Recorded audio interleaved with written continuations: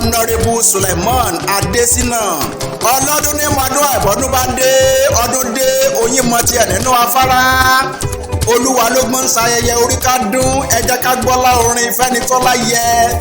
Alhaj Honorable Adesina ń gàgàsọ ìtẹ̀síwájú ó tọ́ ká bọ́mọ jagun Awórìndé yọ Àjàó ńlẹ̀ àbúrò chief ààrẹ bọ́bágún wà ní kírun àgùnbẹ́ mọ́ṣádẹ́k bàbá ṣé bàbá ń bẹ lálàáfíà ara àrùn òní sọ̀gẹ̀dẹ̀ Moshood bàbá àwa ọ̀dọ́ àti rómú yangàn lódò ìmọ̀lẹ́ káyọ̀dé òdu oyè ńlẹ̀ ọkọ̀ mọ́sọ́fúnlání lèmi ń wí ikú òní já gbogbo wọn gbà lọ́wọ́ rẹ ọkọ̀ kúdí owó gbogbo tó o bá ń dáwọ́ lé a máa yọrí sí rere ni gíga la bọ́jọ́ bàbá nureni òní wólulẹ̀ bí ògiri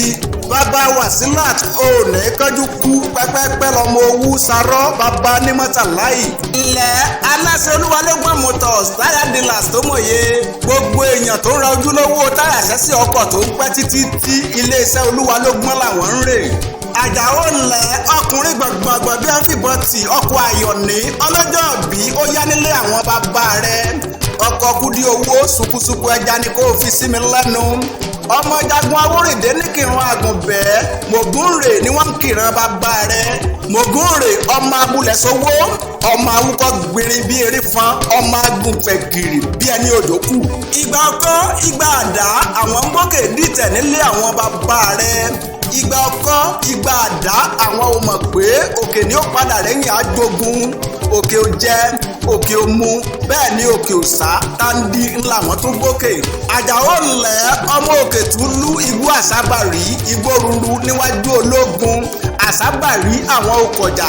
ológun ìkọrẹ́ mọ̀rímọ̀so ṣèṣe ní Ògún dẹ́mọ́lábòrú ẹ̀jẹ̀ ọmọ igbó ruru níwájú ológun ìkírun àgùnbẹ́ ni ọ́ ẹrú bàbá yíwọ̀n ìdèrè ìwọ̀fà bàbá rẹ̀ ò gbọ́dọ̀ dò tó ń gbòòrò Alhaj Honorable Suleiman Adesina olúwalógbọ̀n ọkọ̀ alájà Kudirat ẹ sọjọ́ bí èyí ẹ ṣe tẹ̀mí nídẹ̀ra tẹbí tarátọ̀ rẹ̀ lóníkẹ́mi ọlámilékan ìsọ̀lá ó máa pé bẹ́ẹ̀ bá lo 200 ọdún láyé ẹni nìkan ẹ fi ṣe ẹ sàmí ẹ̀.